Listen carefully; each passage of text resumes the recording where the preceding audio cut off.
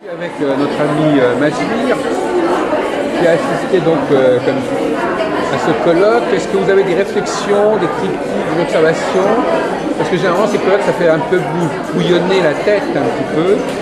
Oui, je vais me mettre un peu plus près parce qu'il y a un bruit de fond. Oui, vous avez raison. Donc, oui, comme ça, qu'est-ce que ça vous a fait penser? Comment ça vous a interpellé, ce qui s'est dit aujourd'hui? Quand on entend des personnes différentes, bien sûr, elles ont chacune leur champ de conscience différent, elles ont chacune une expérience d'astrologie qui est différente et elles ont choisi un thème dans lequel elles excellent probablement. Et c'est intéressant d'entendre une personne qui a beaucoup travaillé un sujet qu'on n'a pas forcément abordé nous-mêmes, parce qu'il y a tellement beaucoup de sujets en astrologie que le domaine est vaste. Mais moi, ce qui m'intéressait, c'est de découvrir peut-être l'astrologie ancienne avec l'absence des trans saturniennes. Celle de qui ça? C'était la première. Qu'est-ce qui a parlé de ça? Le troisième intervenant. Louis de Lagrange? C'est Louis de Lagrange, oui. Alors oui. Il ne parle pas des Transsaturniens, c'est l'astrologie médiévale. Oui, dans son exposé de paradoxalement, il parle beaucoup de points fictifs qui sont à la base même de son interprétation. Oui, en prenant... Donc effectivement, on est un peu déboussolé. Oui, parce qu'en plus, il s'est servi des étymologies du latin et du grec et des anciennes expressions qui ont pu être traduites dans l'histoire de façon différente. Donc c'était les parts, ces points fictifs qui intéressent peut-être moins les rationalistes actuels puisque il n'y a pas d'objet à ces degrés-là de notre zodiaque. Mais ces points fictifs, ils parlent autant que les points réels qui sont des planètes. Ça veut dire que... apparemment, il semble incapable de pouvoir interpréter un thème sans ces points. En fait. Oui, ou tout au moins, ils s'en servent, ils rajoutent à ces points, ils se servent de la mythologie. Ça veut dire qu'en astrologie, on peut faire beaucoup de choses, sans aller dire tout et n'importe quoi, mais enfin beaucoup de choses à partir du moment où on sait intégrer son discours dans la structure générale, comme le monde est un hologramme. Là, on fait beaucoup de choses et c'est tout l'art du symbolisme qui se manifeste devant nous.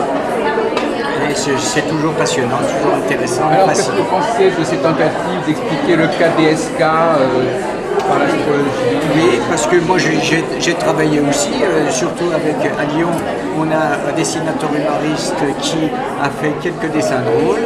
Le dernier dessin drôle qu'il a fait, il s'appelle Du Bouillon. Il publie chaque dimanche dans le journal Le Progrès.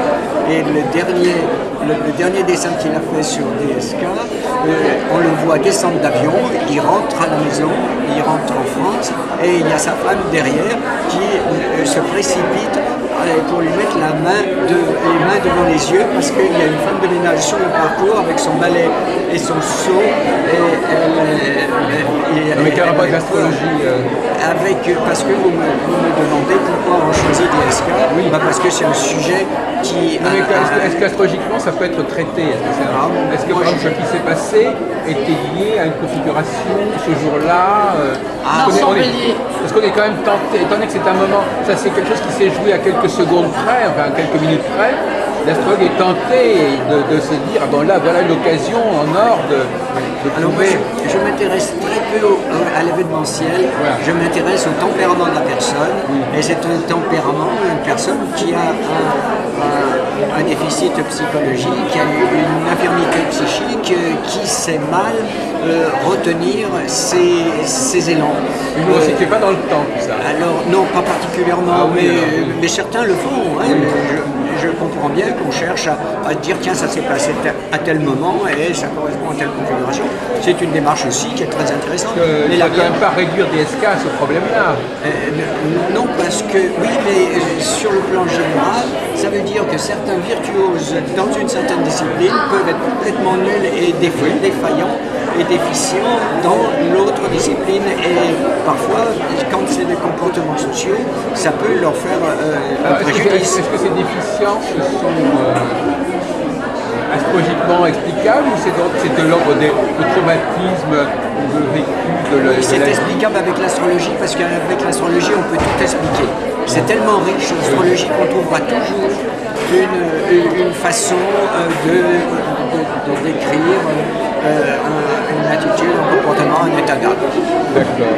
C'est comme ça que je vois les choses en sociologue de l'astrologie et anthropologue même, avec tous ces gens qui se passionnent pour cette démarche extrêmement intéressante. Parce que avant-hier, j'étais dans une réunion de programmation neurolinguistique et là, la personne qui était là s'occupait des chevaux.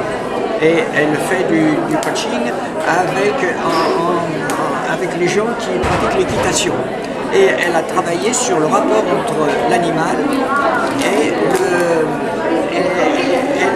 cavalier. Et là, elle a fait aussi et cette personne-là, elle est du signe du Sagittaire, comme on aurait pu le deviner. Mais enfin, elle avait aussi la corporalité de la femme Sagittaire, avec les cheveux un peu longs, pas plus longs que les épaules, pour pouvoir s'en servir comme une crinière. Elle avait la dentition supérieure plus importante que la dentition inférieure, et toutes ces choses-là. Donc en arrivant dans la salle de conférence, j'ai dit, ah bah tiens, elle est Sagittaire celle-ci. À la fin, je lui ai demandé, effectivement, c'était bien ça. Et elle ça peut être l'ascendant éventuellement. Non, c'était le soleil pour elle, mais ça aurait pu être l'ascendant également. Donc c'est passionnant parce qu'elle a aussi localisé le tempérament du cheval, mais elle n'est pas allée jusqu'à faire le thème de naissance du cheval. Alors on verra plus tard peut-être. Bon, alors d'autres réflexions, d'autres observations en dehors du colloque sur votre parcours actuel. Actuellement, je m'intéresse aux émissions de France Culture qui parlent du genre masculin et féminin. Ah, je crois que c'était Lacan. Mais aussi, Lacan aussi nous a bien intéressés parce que les gens de France Culture sont venus à Lyon, à la Villa Givet, et ils ont fait une soirée où il y avait peut-être 1000 personnes, un grand succès, sur Lacan. Il y avait je crois, la personne qui a fait une analyse, une psychanalyse avec Lacan, donc il a pu nous dire beaucoup de choses sur le comportement de Lacan, et je ne leur ai pas demandé s'il savait quand il serait là, mais parce que Lacan, il ne savait pas quand il serait plus là, hein, et avec tous ces jeux de mots de Lacan, il est plein de jeux de mots, et tout le monde y trouve tout et n'importe quoi, parce que tout le monde peut trouver une corrélation. Revenez à l'astrologie un petit peu par rapport à ça. Quand vous dites qu'on peut dire tout par l'astrologie, qu'est-ce que ça veut dire? D'accord. Oui, donc je me suis intéressé à ça, donc je me suis intéressé sur le plan astrologique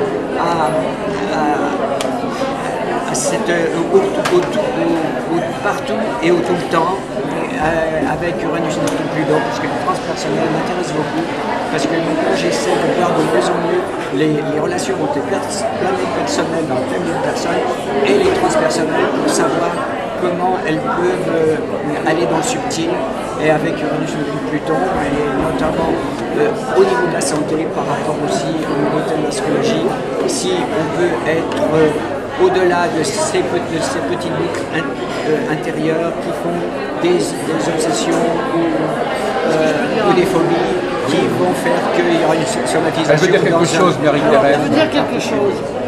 J'ai observé que l'année 2011 a été catastrophique. Alors, d'après Louis Massuy, il paraît qu'il y a une accumulation de planètes, et il y a Saturne opposé à Uranus. Et ça fait un mauvais mélange, parce que plein d'amis ont été très malheureux, moi également, on a passé une année épouvantable. Donc espérons que 2012 sera meilleur. Et espérons que ces planètes accumulées vont se déplacer un petit peu, pour nous apporter un meilleur être.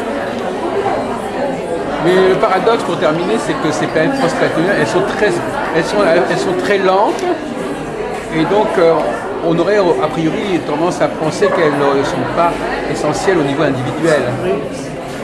Et oui, mais notre individualité rapide est quand même dans le contexte qui est lent. Le lent, c'est le contexte, et la rapidité de notre personne passe dans ces contextes, et il y a un conflit ou des corrélations entre le rapide de nos planètes personnelles et le contexte lent, plus stable, plus durable des transpersonnels. Et c'est ça qui interpelle aussi. D'après vous, c'est ça qui bloque. Et pour certains de nous, plus Ça que amène d'autres. beaucoup de désordre. Moi, le passage d'Uranus en bélier. Uranus, ah ça y est, c'est Uranus en bélier qui provoque ça. Enfin, pas immédiatement Uranus, bien sûr. Pour moi, j'ai le bélier sur l'ascendant, je suis ascendant fin poisson, et là, le bélier. Et en Ça plus, vous ça travaille. est juste en face en balance, et là où j'ai la lune noire, et tout ce qui se passe en ce moment sur ma 7e maison, c'est aussi très important. Au niveau du conjoint, au niveau de l'autre. Aussi, puis le niveau de notre rapport avec le monde et notre façon de voir l'autre, parce que l'autre qui est en nous, c'est l'autre de nous, c'est pas l'autre tel qu'il est. Notre mise en scène, c'est pas l'autre tel qu'il est, c'est l'autre de nous. C'est notre miroir. On se représente l'autre. C'est notre Dans miroir. la subjectivité aussi. Et aussi. Alors quand le miroir est loin à cause de la lune noire, pour moi, ça fait ça. Oui, bien sûr, ça veut pas.